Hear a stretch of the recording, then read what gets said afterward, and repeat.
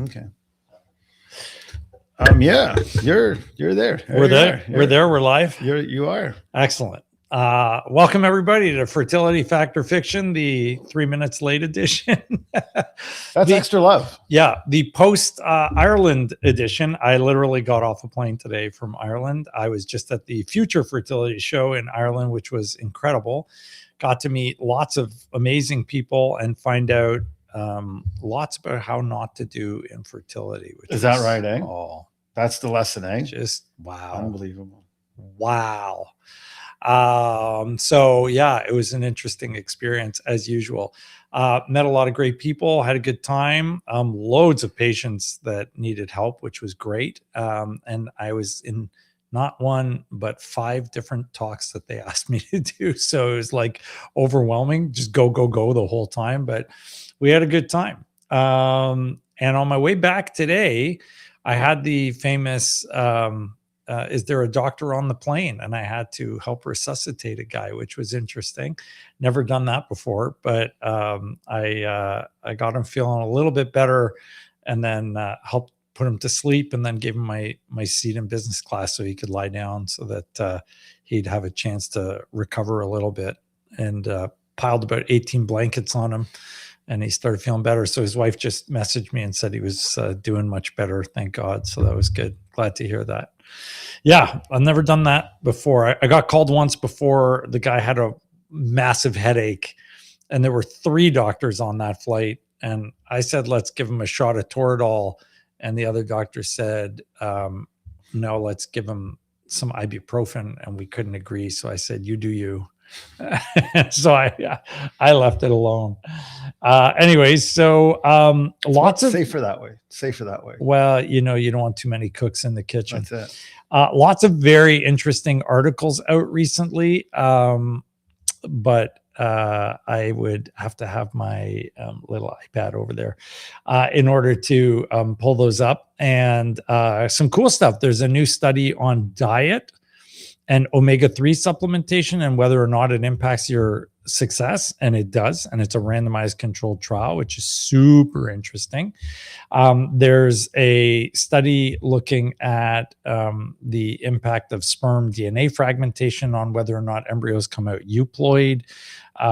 There was one on reactive oxygen species, which was looking interesting. They had all sorts of new articles. Finally, after like years of nothing, there was like a whole bunch of good ones. So Tarek and I will be making videos on those in the coming week. And we'll have you guys all get a chance to see that.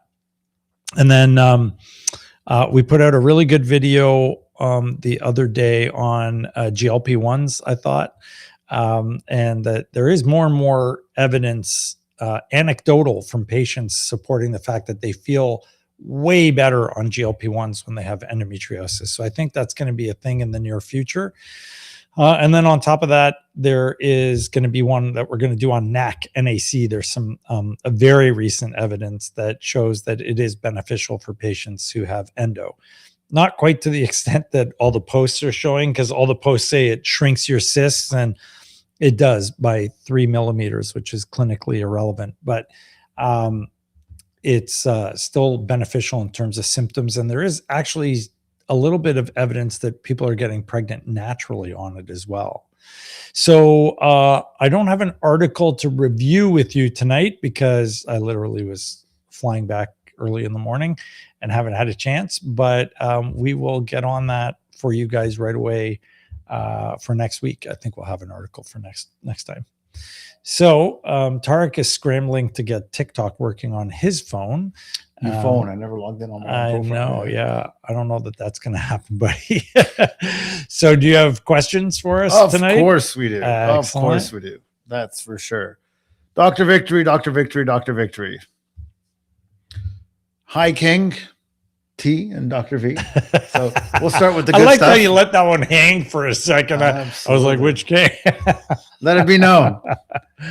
That was it. Eh? That's actually one comment on its own. Just a good old friendly salutation. Well, hello. Yeah, we like some greetings. Of course, greetings are good. Yeah. Hi, Dr. Victory. We're waiting on IVM waitlist status. Emailed 2 weeks ago with no reply. Could you please help us get an update? We're aiming to do about 20 this month. So it's going to take a couple of months to get through everybody, but we're getting more and more each week now.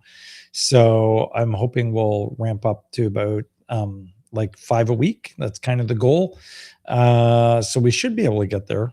And once April comes around, it'll be way easier because our volumes have been very, very high recently for a variety of reasons.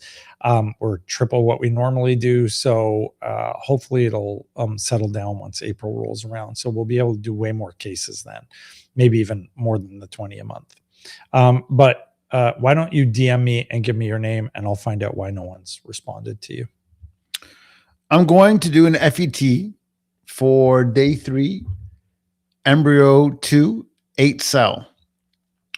1 8 cell, 1 to 10% frag, 1 6 cell. What is my success rate? I'm 42 in ER and transfer in May. Do you think I will benefit from uterine PRP, and when to do it? It's impossible to tell you whether or not you would benefit from uterine PRP. Uterine PRP we usually keep or reserve for patients that have had unexplained failures. With 2 day 3 embryos at 42, the likelihood, unfortunately, would be very high that those are not necessarily genetically normal. So if you looked at actual stats, there's probably on a day 3 embryo, I would guess around a maximum 10% chance that each of those embryos is normal. And then about half of the normal ones will stick. So realistically, you're looking at somewhere around the 5 to 10% chance you'd end up with a live birth. So it's a reasonable chance, especially at 42, but it's not a high chance, unfortunately. I'm sorry. I logged in. Yeah. Excellent. Yeah. We're all they might see me soon. I don't ever think I've seen your fingers going that fast. Well, before. because the problem is there's so many logins in here that you the only one I don't know is mine. You got a request coming on the show. Yeah. Well, let me first ask you a question, and then I can get to it. Right. We'll go to Instagram for a minute. Let's have some fun here, Instagrammers. Flip to you while you're having good evening, doctors. Good evening, Vietnam. Oh no, that was good morning. Good morning. What would you suggest to prepare for a transfer after having previously failed transfers? Well, I figure out why you failed. Do you have endometriosis? Is there sperm DNA fragmentation? Do you have a microbiome problem? Is there an immune problem? What is the issue that led to the failures? Is your BMI optimized? Is your thyroid optimized? Do you have inflammation going on? So I wouldn't just transfer again. I would make sure that I knew why you weren't succeeding. And there's all sorts of different ways to do that. Too fast. Hey, docs, can a gal sauna during the 2-week wait? Oh, hell no. Oof. Of course not. No, that's an extreme of heat and a huge physiologic change, which is not going to be okay for pregnancy. Please don't do that. Your baby doesn't need to be baked. Don't bake your babies. Don't bake your babies. You heard it here. No baking. Yeah, no baby baking. Can Humira help with elevated cytokines in order to help modulate the immune system? I have repeat implantation failure. Yeah, absolutely it can. So Humira actually is specifically targeted for cytokines. So you absolutely can use Humira for that. And I would. I've done it before. We did it many, many years ago. It was kind of weird, actually. It didn't have an immediate effect. It was like a month or 2 after we used it. And the patient who failed the IVF got pregnant naturally. So I definitely think there is some merit to it. There are many studies which have shown benefits from Humira, including one early study where they used Humira with IVIG. And it had, at that time, and this is going back probably close to 15, 16 years ago, one of the highest success rates I'd ever seen. So in these patients that had failed, I think it was some crazy number, like 6 previous embryo transfers, they got an 80% live birth rate, which was just ridiculous. but that's what they claimed. I tried that protocol. It didn't work in our patient. So I don't think it's 80%, but she did eventually get pregnant. She just got pregnant naturally. So maybe the Humira took some time to kick in and then the impact was there. Yeah, that is just not stable. So I wouldn't wiggle it too much. Yeah, did you get you? I just commented on here and no, you have to ask to be invited. There's like a way to I think I did that now. Nope. For God's sake. Okay, hey, it took 4 euploid transfers to result in a live birth. Mm-hmm. Transferring a mosaic soon, would you just do the same protocol? I mean, I wouldn't, because it shouldn't take 4 transfers to succeed, but it depends on your tolerance and how many more embryos you have and things like that. So I would say it's not unreasonable, but I would want to know why it took 4 the first time. Like, we would explore everything, your microbiome, your immune system, all that stuff, to see if there's something there that is interfering with your success in the first place.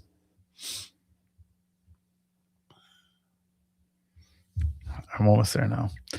Hey, general question. Sure, let's have it. What is it? What do you recommend? How many embryo transfers should doctors do in one IVF? Huh? How many embryo transfers should doctors do in one IVF? Mm-hmm. If you're asking how many embryos should we transfer at the same time, almost universally, we only do 1 at a time. There's the odd exception, but the vast majority of our transfers are 1 at a time. I think we're probably less than 5% double embryo transfer now. It's very, very low. Like, it's super rare for us to do that. That's your cue. I know. I don't know what is going on with your TikTok. What is your opinion on doing medicated cycles after Lupron and immune suppression, and what's better for FET? Well, medicated cycle is the worst approach. It's got the highest risk of failure, the highest complications in pregnancy, the highest risk of miscarriage. So I don't do any Medicaid cycles unless the patient's menopausal. Estrogen also is extremely pro-inflammatory. So we would strongly advise against that, but that's up to you. So interesting. Dr. Victory. Oh. Ready? Excelentismos, Dr. T and Dr. V. Excelentismos. I like that. We haven't had that one before. FET with you upcoming, probably next week. Okay. And I was just prescribed amoxicillin for an infection. Oh, what kind of infection? I worked so hard to get my microbiome on track with you, feeling anxious regarding the antibiotic. Can you please contact me before you get too far into that and let me know what kind of infection you have? Just DM me, please, and say I'm the one with the infection, because the girls usually contact me and tell me before we do anything. Dr. Victory, do you ever use artificial oocyte activation? I was suggested to do this after a total fertilization failure of 17 eggs. Wow. Was told bad eggs and bad sperm quality. How does it help fertilization? It allows the egg to already have activated itself to become fertilized. So do we use it? We use it all the time, very frequently. It's very common here amongst the lab. We do like it. It's very time consuming. So they don't love having to do it, but it does work very, very well. It should be used in total fertilization failure and actually in many other cases too. But I'm a big fan of figure things out before you go forward. So why did you have a fertilization failure? Was it a sperm problem? Was it an egg problem? How bad was the sperm? How bad was the egg? Sperm, you can correct. Eggs can often be protocoled. Were you on too high a dose? Were you on too low a dose? Did they drag the stimulation out too long or even too short? So there's different things that can contribute to problems with the outcome of the eggs. And total fertilization failure is honestly very rare. I mean, we almost never have that here. So I would want to know what happened before I let you do another egg retrieval, of course. Dr. Victory. You know, No one should need to push that many buttons. You know what the problem is? The problem is I'm also the moderator of the show. Do you want me to when moderate? When I'm logging in to watch, I'm actually you. So there's a whole funny thing going on here. Oh, you know what I mean? I'm not me. You're me. I'm you. But you got to go in as you. But I go in as me. That's right. So there's a little bit of a who am I moment right now. Who am I? Who is Tiger Reed? I gotcha. Yeah. So it's unfortunate that this is taking all my effort. That's not going to work. Yeah. I'm actually unmoderate, but I don't know. Hello, my favorite power couple. Here you go. Oh, there you go. Is a fresh transfer a good option for someone with DOR and 4 unsuccessful ERs due to poor egg quality endo diagnosis? Oh gosh. Well, first of all, I'm sorry you're going through that. I just read the abstract of an article today. I have not read the whole article, so don't come calling, suggesting that it is actually potentially better to do a fresh transfer in people with DOR. Now, I have not read the article, and that is not the usual dogma, but it's possible that that is the case. So I will let you know when I read it, but I think a fresh transfer in those cases is reasonable normally. However, you said you have endo. For endo patients, I never propose a fresh transfer because your estrogen level is going to be high, and we don't want to do anything when your estrogen levels are high because your pelvis is on fire. You must have your own TikTok account. I do, but because I'm a moderator, it's giving me a hard time. Really? Yeah. I mean, I can pull open my iPad, then you could use my phone, but I don't know how that would work. I can't watch me. No, you can't watch you. Anyways, that's a problem for another moment. I might just unmoderate myself. Yep, that's what I did. That's what I did. I unmoderated myself. All right. We'll see what that does. Give it a second. Hey, did a saline hysteroscopy end of December for an April transfer. Is that sufficient? It should be more than enough time. Yeah, that's not a problem. But get a repeat to make sure that you're still normal before you move forward. Dr. Victory, I have a great question here for you. What is the success rate of a 5AA low-level mosaic embryo? Exact same as a euploid embryo shown by Juno Genetics about 2 years ago now. So you should, in theory, get somewhere around a 52 to 53% success rate, which is what they had in their study. Higher if your lab is really good and there's nothing else wrong with you, but that's what their study showed. So you should anticipate a very high success rate. All right, Dr. Victory, let's go back to TikTok. Are you on? Nope, I'm not. You are, as you know. I love this. This is actually quite challenging. You are absolutely on right now. So good for you. You're live. Okay, Dr. Victory. Yeah. TikTok. TikTok. TikTok. The TikTok folks are freaking out that you said you don't do medicated cycles. Can you explain more? Medicated cycles have the highest risk of failure, the highest risk of miscarriage, and the highest rate of pregnancy-associated complications, in particular preeclampsia. No one should do medicated cycles. No one. The only people that need medicated cycles are patients that are in menopause. So nobody else should be getting a medicated cycle. And that's been proven over and over and over and over again. It seems like people are hearing this for the first time. Should you delve in a little bit? Should you give us some special sauce? Sure. I mean, I was at a conference in Valencia in 2024, end of 2024. And even in Europe, where they're generally speaking way behind where we are in North America, even at that conference, they were saying the whole initiation of the medicated cycle was done incorrectly. They did it based on data that was decades old. And of all things, it was actually based on Tony's stuff, Dr. Pattinson, who was my colleague, who's a brilliant guy, and I love him to bits. He's now retired, but he was one of the originals. And the data back then, everybody thought you needed it, but they realized later that you don't. And so now we've moved past that. And so you don't need to give people high doses of estrogen. And in fact, in many instances, especially patients with endo, it's catastrophic. So you shouldn't be giving high doses of estrogen. It doesn't make any sense. Physiologically, it's just completely bonkers. So don't do that. The other one, for those of you, this has nothing to do with embryo transfer, but I get all these people that are put on estrogen priming and then they're put on testosterone to boost their ovaries. Estrogen raises your sex hormone binding globulin, which literally binds testosterone. So you're taking one drug and then you're taking another drug, and the first drug is actually reducing the efficacy of the second drug. I have no idea why people are doing that. Estrogen priming is useless. There's 2 randomized controlled trials that show it has absolutely no benefit whatsoever.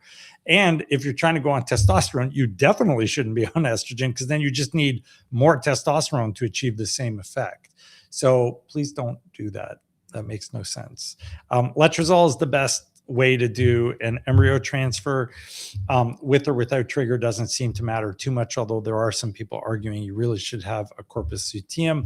There's another great study I read today that said that whether or not you had a corpus luteum did not impact the growth of the child after 3 years of age, but it did up to 3 years of age. So who knows? There may be some impact in there, but what long-term effect that has, we don't know yet. I dragged that one out for you, buddy. You're still scrambling. I think you got to call it quits. No. I'm almost there. I'm almost there. I'm going to turn on my question, camera, please. Yeah. I think I'm in. Okay. Yeah. You're there? Yep. I think I'm there. I'm in the bottom corner. Okay. Yeah, that's me. Hello, everybody. Now the TikTokers can see me. For once, this is the first time ever. Yeah. It took actually, no. Oh, in the beginning, we used to do when it. we used to do it when on it was the screen. when we knew. Yeah. When we thought TikTok was fair to all fair platforms. to everybody. Yeah. Yeah. Then we found out super racist. All right. Okay. Chances of a 4CB sticking. 21-year-old donor. Reasonable. I mean, not as good as if it was a BB, but why would you have a CB embryo from a donor? I would want to know more details about that, especially a 21-year-old. That's a young donor. Those should be prime eggs. All right, Dr. Victory, here we go. If I come to do lit therapy, can I get my microbiome retested at the same time? And does your office do the Fertility retesting? We do. And we also now have a new company called Conceivium, which we will probably be using. So you have the option of either one. Hi, doctors. And yes, they could do the test. Yeah. Can rapamycin sirolimus reduce Th1, Th2, high cytokine ratios? I used Tacro, but it didn't anything, rather increased it. Oh, wow. Well, I highly doubt that Tacro increased your cytokines. Whatever is causing your cytokines to increase is in full activity or full action there. So yes, sirolimus works very well and probably slightly better than TAC in some ways, but it can have more side effects too, mouth ulcers being the main one. All right, now we can scroll a little bit more freely here. A little bit less panic. If you have a low reserve, can a non-functional cyst at a baseline interrupt follicle recruitment, IUI? Not if it's non-functional, because that means that it's not having any hormonal impact. But if it's huge, it could, just from pressure on the ovarian tissue. But not if it's like a smaller cyst, no. It's Monday. What's going on, Dr. V? People are they're losing it. Know. What's going on? Why are you live on Monday, Dr. V? Because I'm on call tomorrow, and I literally got off a plane today from Ireland, and we said we're not going to fail everybody, so we're going to do this show. So here we are. I just want everyone to know, because maybe this isn't obvious. Dr. Victory got off a plane from Ireland, jet lag, came here because tomorrow he's so busy. He's on call. He's in the hospital. No time to do the show. but he decided that every one of you guys deserve a show. And obviously I oblige. Dr. T would never deny the people what they need. He did. I would say I absolutely. called him while driving to Toronto and said, we're going to need to do this Monday. And he said, okay, we can do it Monday. We can do it Monday. Yeah. The same Dr. T who has stayed up till 3 in the morning in Turkey and 4 in the morning in China to do the show. Yeah. Dr. T cares about his patients. He does. Yeah. You know, there's no denying He it. cares about his people. That's true. Dr. Victory. Yeah. And T. I don't know. That's You're not feeling it. That's as basic as it gets. You know, I'm used to so many more. Something a little bit more substance. Something. Yeah, but that's fine. I get it. Not in the mood. Just wants to be straight to the question. Luckily, it's her turn. Yeah. All right. Fire away. So, will she be offended if I didn't ask the question? Yeah. Would it be too much? Yeah. That's. They're not going to like that? Yeah. No, we can't do that. Yeah. What's the purpose of heparin if you don't have a clotting disorder? Can you come off of it early and not the whole pregnancy? Well, heparin can be used as a good anti-inflammatory. It can be used for people with MTHFR or other thrombophilias. It's very good for people with DQ alpha mismatch. So we use it for a variety of different things. Can you come off of it? Yeah. I mean, talk to your physician and determine when you should come off of it. Tonight's questions are bang, bang, bang. You're flying through them. You're not even giving the story here. You know what I mean? They're easy. This whole TikTok thing, as soon as I tried to do something, you were done. I'm like, you know what, Dr. V? Like, I am running on like 3 hours of sleep. You know what?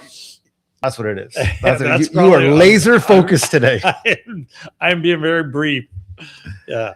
Dr. Victory. Yeah. If some bowel endo was left during surgery as it would be require bowel resection, would that compromise transfer, and will do Lupron and Let for 3 months? Yeah, it will. And so you should do Lupron and Letrozole in our full endo protocol before you transfer. Yes. AMH, can that be increased? Subtly, not huge differences, but you will see some differences if you improve things like diet, adipose tissue, exercise levels, vitamins, supplements, DHEA, testosterone, human growth hormone. Some of these things will perk it up. Vitamin D, very important for your AMH levels. So you can nudge it up, but you're not going to go from a 2 to a 12. You might go from a 2 to a 4 or a 5, but you're not going to see huge number changes.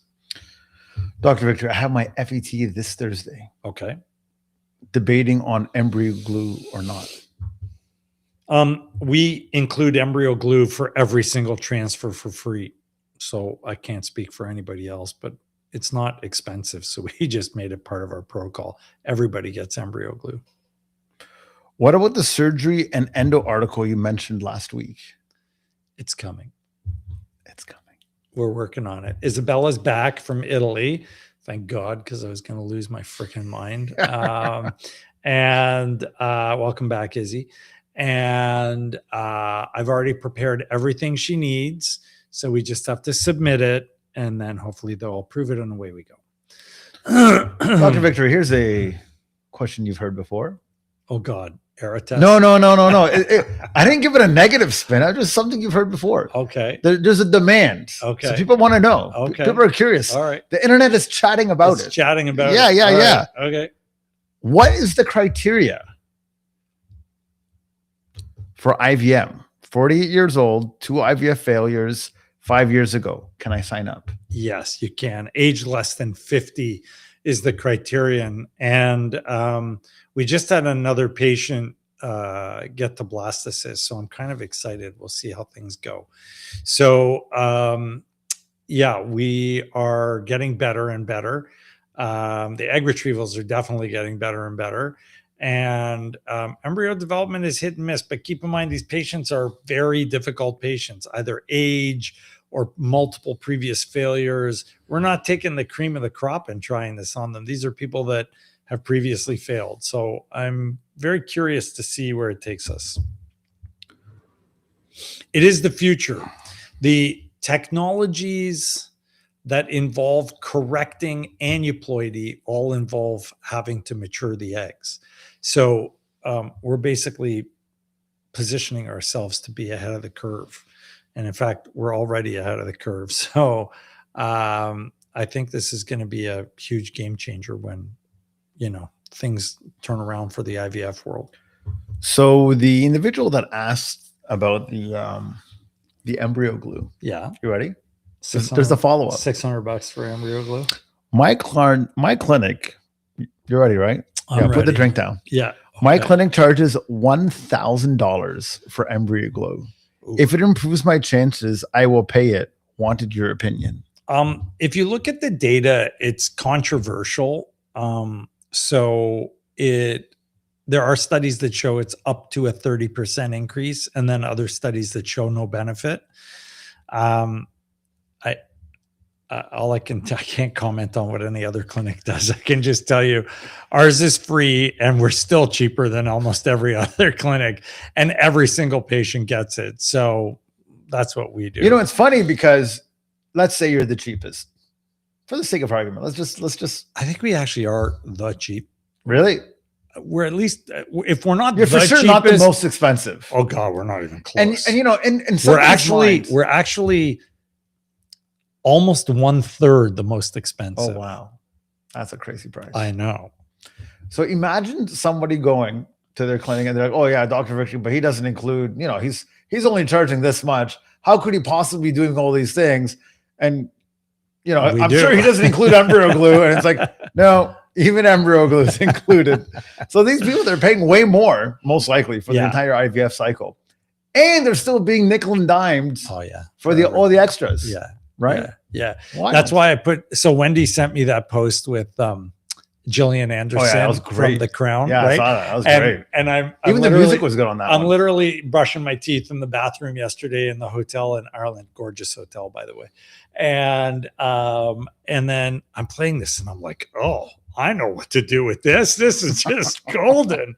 And I love Gillian Anderson. How many of you were X-Files fans? Huge X-Files fans, massive X-Files fans. So I love Scully. So I was like, oh yeah, this is perfection. This is, excellent for what we need to say. So it was good. It was really, really good. Okay. So now we hit a nerve with the viewers. Okay. We weren't trying to do a plug. We weren't making an ad. We're just having a fun conversation. Sure. So now they're saying my clinic. So now they're going to out themselves. You ready? Oh, I don't think don't mention any names. No names. No. I'm even if they did. No. We're not going to read the names. Yeah, no. My clinic costs $13,800 for IVF, which includes medication, which does not include medication. Okay. Which last time cost around $10,000. Oh. And there's still $1,000. Does it? Okay, wait. I want to know. Does it include the first embryo transfer? That's the thing. Ours does. Yeah, of course. What theirs? So we're $1,000 less than that, roughly. We don't use enough medication to cost $10,000 usually, or even close to that. And it includes embryo glue, and it includes your first embryo transfer and 1 year of storage. Where the hell are you located, Dr. Victory? Windsor, Ontario, Sarnia, Ontario, St. Catharines, Ontario, and very shortly Woodstock, Ontario, and then hopefully a couple of other places. I'm well into this for over 50 grand. Meds, egg retrieval, and 2 FETs.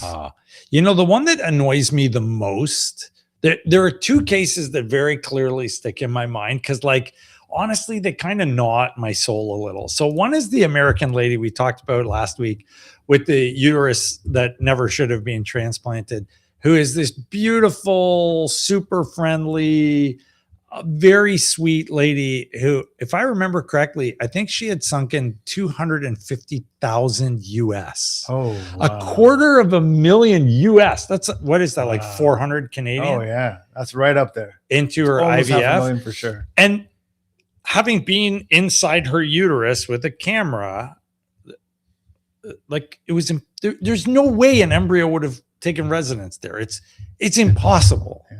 Okay.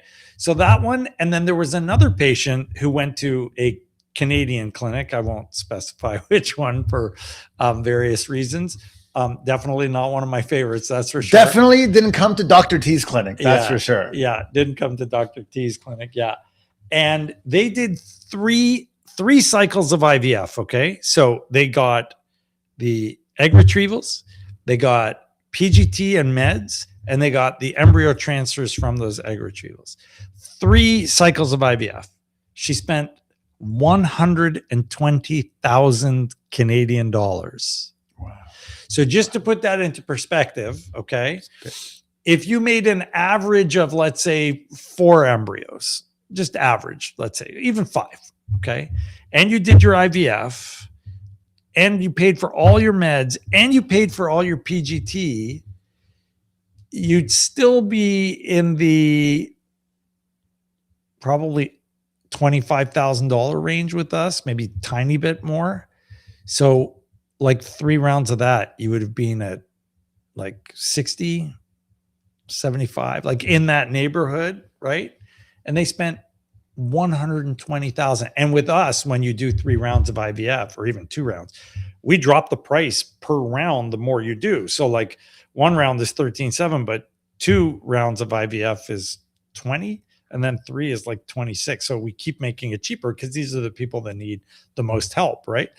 So this other clinic wasn't giving them any kind of break. They were just charging them the same egregious, like $40K per cycle. 40. People are asking where this is. 40. They're saying, was it Saskatoon? Was it Alberta? Everyone's guessing now where these places are. It was a Canadian clinic, and that's all. That's all you're getting, guys. Yeah. There is nothing more to be said. Yeah, I'm not going to rat anybody out, but it was egregious, and it really upset me. Like even to this day, I mean, there's stuff that sticks in my head because it's stuck in my craw, so to speak. But good God, like how can you do that? I don't understand that. That doesn't make any sense to me. Yeah. What with different sperms? If that, oh, hold on. High best fertility duo. Oh, I like that. I'm looking to help a family member with donor egg, but would like to be pregnant myself. That's super cool. I'm 36, previously pregnancies with letrozole. Is it possible to do an IVM in this case or IVF with different sperms, if that makes sense? Yeah, we can do a split cohort. So you would donate to your friends, and then we would give half to them and half for you, and use your partner sperm for you and use that person's partner sperm for them. And, you're easy. That's fine. The only issue is we don't normally take people that are 36 as egg donors, but if you're all in agreement, sure, you just have to understand that half of the embryos you produce will be genetically not normal. And so depending on how many kids they want and how many eggs you can produce, you may end up needing to do 1 retrieval for them, 1 for you kind of thing, but, or maybe 1.5 for them and 1 for like half for you. So there's different ways to work it out, but yeah, we'd be happy to talk to you about that. It requires a legal agreement, but it is doable.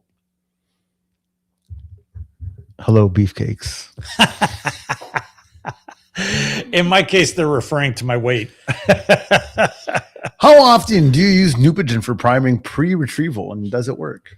Yeah, so I caught on to an article last month or 2 months ago that said that it was amazing. So we've started using it in everybody right now. We'll let you know how it goes. It's too early to tell, but I don't know. We'll see. We certainly seem to be getting lots of eggs from everybody.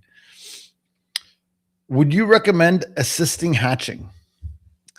Yeah, we do. The data's not there. So if you actually look at the data says it probably makes no difference. But we do it, and keep in mind, we do a lot of PGT. So, I mean, you have to for PGT, but if you look at the actual data, the data does not support a significant benefit from assisted hatching. There are some older studies that showed that it was beneficial. The newer ones aren't supporting it as much, but we still do it. Here's a really tricky question, Dr. Victory. Tricky. I'm not sure. I'm going to read it not completely so I don't get anybody into trouble. Oh, How's okay. that? Yeah, that's Okay. good. Yeah. And we should at some point tell everybody, you don't have to limit your questions to fertility. I mean, I do practice OBGYN. So if you want OB questions or GYN questions, feel free to ask those too. Hey, just because my specialty is infertility doesn't mean Dr. Victory's is. His specialty is social media, folks. If we're being honest. Yeah. Dr. Victory, not sure what you can say about this, but my friend is my friend in good hands at quote unquote clinic fertility. The wait to see you is so long. It's an Ontario clinic for sure. I'll hint that to you. Do you want H1A? No, I know you don't. no, I'm not. You're not touching that one. No. I'm going to say that there are some. Be careful. Yeah. How do I say this? You probably can't. This is really tough. This is isn't it? tough. Yeah. Yeah. I think the vast You want to majority. try? I might have something. No. Let me do this one. I Okay. think the vast majority of fertility specialists have their heart in the right place. I think the education level and reading level, and an application of new technologies or new sciences, microbiome, immune system, stuff like that, varies very significantly between clinics and physicians. I think there is definitely other factors, such as who owns the clinic, that also can play a role. I don't think anybody's out there to screw anybody over, but I do think there's a difference in the level of care you get depending on where you go. Hopefully that was. Can I add? I want to add something. It's going to be so okay. Do not get us in It's trouble. so okay. No. I won't get in trouble. Is there like a No, it's mute so button safe. in case you're getting No. us in trouble? I'm going to put this out there. I'm going to put this Okay. out there. All right. Okay. You are a layperson, so you could, in theory. Yeah. So technically, He Dr. doesn't T's work allowed to for have me. wild Yeah, opinions. He That's doesn't right. work for Yeah, I'm not BRC. actually. Yeah. I'm not actually an employee of Yeah, BRC. he is not. I practice my own medicine, for There God's you sake. go. But what I wanted to add, Yeah. is that there's anything I gained from this incredible relationship that we have created here, is that if you're not satisfied, if things are still ambiguous to you and you're doing this fertility journey thing, Yeah. then you should just reach out to Dr. Victory, is what I would say. If you're ambiguous, you're not certain, Fair. you don't understand, you're not getting answers, and you're paying a bucket load of money. Yeah. So before you sign your, I don't know, I see some numbers. You said $500,000. Like this is like income for multiple years for some Yeah. people. Yeah, So yeah. before you just give it away blindly, I think a It's friendly worth a phone meet. call to Dr. V, Yeah. a DM maybe, there's ways around this. Yeah. I get like 20 requests a day. So I will also say that our wait time is rapidly going down because our new physician assistant, who is spectacular. When are you putting out the video for that? Oh, probably this week. It's always just roughly about a week behind. Was that a podcast or was she Yeah. at the start No, of the it was show?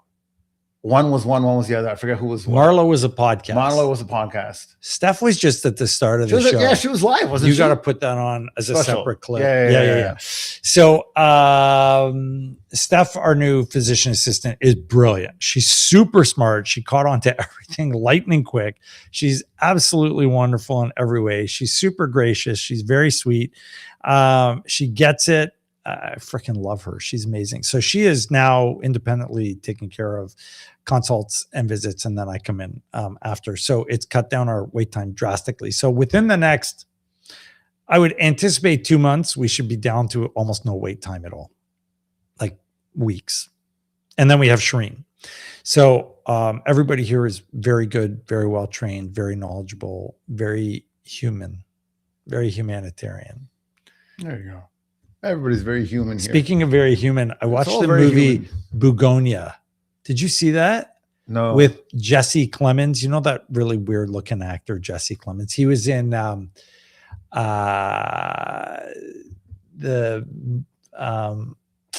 television. What was that famous television show where they were cooking meth all the time? Oh, Breaking Bad. Breaking Bad. That was great. So yeah, so he was the kid. Jesse? Was that his name? Jesse Clemens. Yeah. He was the young kid. Yeah. You remember? Yeah. He's kind of got that odd look to him. Not Jesse. Jesse Clemens, kid. the actor, Uh-huh. was the really young kid. He's like on a bicycle in one scene. Good thing I got internet here. You know what I mean? Oh yeah. You know How to Get Away with Murder and Grey's Anatomy. Yeah, he's in everything. Yeah. So he's in this movie where he abducts this woman who's like an executive at this company, and he claims that she's from Andromeda and that she's an alien and all this stuff. And I completely predicted what was going to happen in the movie. That's so obvious sometimes. But it was actually quite funny at the end. Like I was like, oh my God, this is like, even though I predicted it, it was actually like wild. It still was good. Yeah. Good guess, and you enjoyed the way it went to it. Yeah. I had a very similar thing happen yesterday, but not even remotely close. So I'm like dead exhausted. Finally, it's like I was actually looking forward to Monday for the first time in a long time. Like, I was like it was enough between fasting and like family time and staying home and never eating. I'm like, you know what? I got so much energy. I need to go to work. I just need to get out of here. Yeah. So it's like 11:15. I just want to go and lay down, watch something for like 20 minutes, just to like, and then just crash. And I walk downstairs to see what my wife's watching. And all of a sudden I see this zombie just decapitate somebody's head, and it's holding it and guts are falling everywhere. I'm like, what are you watching? She goes, oh, it's 28 days, 28 years 28 later. years later. Yeah. I'm like, well, I got no appetite for this right now. I'm just trying to unwind. This looks too intense. She goes, oh, come on, be a sport. I'm like, I can't be as like, it's got that alpha zombie. Yeah. I remember that scene. Yeah. They're in the train. Yeah, I remember that scene. Yeah. I don't got time for this right now. Like, I was just looking for something lighthearted. I'm already getting nervous. Yeah, I remember that one. I didn't love that one. Have you seen the other two? I saw the first part. 28 days later. 28 days later. She made me watch all of them. Unbelievable. That's her favorite. Somehow. 28 months later, still a great movie. Yeah. 28 years later. You saw both parts, part 1 and part 2? No, the second one's called The Bone Temple. That's what's out. That's what she's watching. I know. I haven't watched that yet. Yeah. That's how it starts. Decapitation. I don't know. Yeah. I'm not into it. Yeah. Hi, docs. Is endometritis only diagnosed by hysteroscopy, and is there a higher risk of CE after DC? No. Yes. There you go. So you do not need a hysteroscopy to diagnose endometritis. In fact, I'm going to very strongly argue, and this is another article that I read today, that it's totally useless because it will tell you if there's inflammation, but it doesn't tell you what bacteria are there. So it's useless doing hysteroscopy for endometritis. You need a next generation sequencing test to determine which bacterium are there. So don't waste your time with doing a very silly hysteroscopy. It won't help you whatsoever in the slightest. Does a DNC increase your risks? Yes, of course it does. Anytime you instrument the uterus, it's going to increase your risks. So there's no question about that. Good evening. That's all you got. I like that.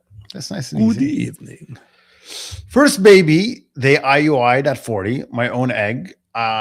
Year later, tried for second baby, 8 failed IUI. With law change and new insurance coverage, wanted to try a mini IVF. Always been a low responder. I'm 45. What are your thoughts, Dr. Victory? You need to chat with me. I've had several of these conversations with people recently. So at 45, what you need to understand is that the egg number needed to achieve one genetically normal embryo is staggering. And so while it's not unreasonable to try, you must go into it fully informed about the proper expectations. If you're going into it thinking I've got a 50-50 chance, you're being misled. If you go into it realizing you probably have somewhere between a 3 to 5% chance of success, which means if I line up 100 of you, somewhere between 3 to 5 people will win and the other 95 to 97 will go home very poor and very unhappy, then you're good to go. But remember, the odds are overwhelmingly against you being the one of the 3 or one of the 5. You're much more likely to be one of the 95 to 97. I have a question here that I know you're going to love. Okay. Again, it's not a typical question, but it's a Okay. good one. Can you talk about no result embryos from PGT testing? I have 2 4AA, no result. So they're okay. So the way they run the PGT testing is you have to put a primer, which is a sequence of DNA, which binds to the DNA, and then it starts replicating the DNA. And the DNA that we send is only from a handful of cells. And then it has to replicate itself millions of times. If anything goes wrong in that process, either on the amplification end or on the computer analyzing the data end, you end up with a no result. So there are companies that are known for having a very high frequency of no result. So we are now using Concevium, which has now done probably close to 2,000 samples, and they have 0 no result. By comparison, one of the larger, I won't get too specific, companies out there doing this has up to an 11% no result rate. So I think it depends on the technology and who's running the technology. Concevium is run by a genius who I know and love. And so we're switching to Concevium, which is amazing. And I'll probably bring them on soon to talk about all the amazing things they're doing, because they're doing a lot of amazing things. Begonia is the best movie of 2025. Really? That's what they Okay, said. wait, I need to know, did you? Okay, I never would have said that because I don't He feel played that. Todd. Jesse Pinkman played Todd. Yeah. Todd, was his name Todd? Maybe. So what I need to know is, Jesse Clemens played Todd in Breaking Bad. Mhm. Okay. So what I need to know is, did they predict the ending? Because I totally predicted the ending. One part of it was very cute, but the rest of the ending I did predict. Yeah, I want to know if they predicted the ending. So tell me if you predicted the ending. On another note, What time is it, by the way? 56. Oh, wow. That went by. Okay. That went by, right? Yeah. Once Jesse Pinkman got involved. I'm in Australia. Great. Love Australia. Yeah. And can notice a major difference. Most doctors here don't even believe in the microbiome Oh, that's crazy. and can't even read the NKC tests. Oh, ouch. Encourage laparos before extraction. No.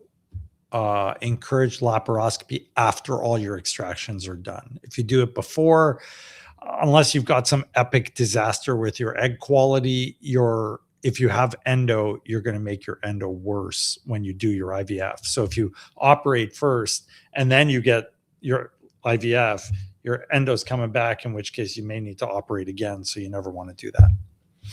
In reference to the movie, Polarizing, I know it was so unique and genius. And yes, I predicted it. Yeah. It was, although the outfits, shall we say, at the end were like the dumbest thing I've ever seen, but I did predict the movie. It was very, very wonky, but yeah, I did. Maybe that's what I'm watching today. Go home and plug it in. It's painfully slow. So on the way to Dublin, I started watching it and I was like, I don't have time for this. Oh, on the plane? Yeah. And I was like, I'm going to sleep. So I went to sleep. And then on the way back, I was like, I already watched like half. Let me finish the rest of it. So it did pick up a little bit. It's actually, so as I'm sure everybody knows, if they're watching my Instagram, I'm friends with several pediatricians who have to spend 90% of their time now just dealing with all the anti-vax crazy. Anti-vax and vitamin K's? Yeah. So it's a really good perspective for people that are anti-vax, basically, because it kind of has that whole vibe to it. Basically,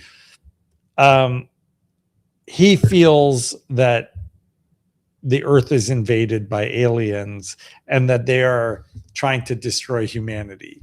And it's very, and so he captures this executive. What's her name? She's the girl from Spider-Man. I don't remember her name. She's quite pretty.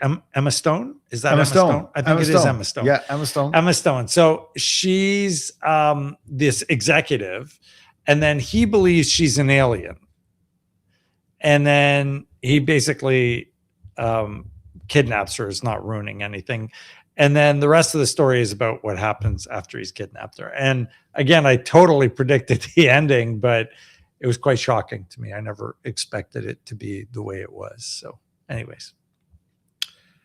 Chances of a natural conception after failed IVF round, no eggs, and 2 failed transfers, endo, adeno, miscarriage, and pregnancy complications because of adeno, 37 years old. Oh boy, DM me. I mean, I need to know more details about you, but don't do more IVF. DM me so we can figure out how to improve things for you first. How much does PCOS affect infertility? Massively. Also, have a 10-centimeter cyst. Whoa. Waiting to be removed. Chances of this affecting fertility. Well, your 10-centimeter cyst depends on what kind of cyst it is, but almost certainly at that size. Plus, you're at risk for torsion. So please, for dear God's sake, do not do anything strenuous. Don't do any cartwheels, no heavy straining or exercise. And if you are fooling around, make sure it's super gentle. From the standpoint of PCOS, how much does it affect? It's like all or nothing. I mean, if you're not ovulating, you could have world champion sperm. They're not going anywhere. It's a whole bunch of guys at a party, right? There's no egg there, so that's not going to work. So yeah, PCOS is huge. It's very, very, very important. Second lap 1 week ago, only found 3 to 4 spots of endo after 3 years since the first surgery. Doctor said I don't need suppression now. Thoughts? Disagree. There's always going to be systemic inflammation. And if you want to confirm it, do your immune tests. But patients with endo, whether they have 1 spot, 2 spots, or no spots, have inflammation. So the whole point is to use the suppression to reduce the inflammation. It's not about the spots. It's about reducing inflammation. I don't think everybody understands that. 901 and the last question. Yeah, please, because I know you're exhausted. I know. And I'm on Guys, call. like I said earlier, And Dr. V literally just landed. Yeah, and came here. Like literally, he jumped out of the airplane, parachuted, landed right there. No, I couldn't jump out because I had to take care of this. Oh yeah, you have to take care of the guy. You couldn't even sleep. Yeah, couldn't even sleep. Yeah, and in Tarek's defense, I did shower before it came because airplane smell is airplane's a funk, eh? Airplane's a funk for sure. Yeah. Go Dr. Fee and Majesty T. Oh, love that one. Reporting for duty. Absolutely. Yeah. How can we help you? I have a foot surgery to remove Morton neuroma. Okay. And in the middle of IVF, how soon can I do the retrieval or FET after foot surgery? 40 years old with endo, doing the 4th retrieval tomorrow.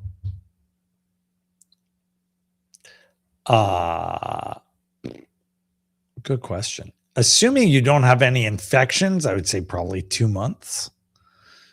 But it depends on how much inflammation is caused by your surgery. There's something we talked about last week, and we actually have a YouTube video on it called the Systemic Inflammatory Index, which you can look up. And it's a very easy calculation to do based on the results of your complete blood count, CBC. And if that's elevated, you are at a much lower chance of success. So my suggestion would be see what that shows first. And then based on that, make a decision as to whether or not you should go ahead again. Okay. Well, thank you all for your patience with my brief questions. On behalf of Tarek and myself, we wish you a wonderful week. We will have a plethora of posts for you after next week's show. And if it's not too busy tomorrow, I will do my best to take some questions online. Thank you always for watching the show. Thank you for your patronage.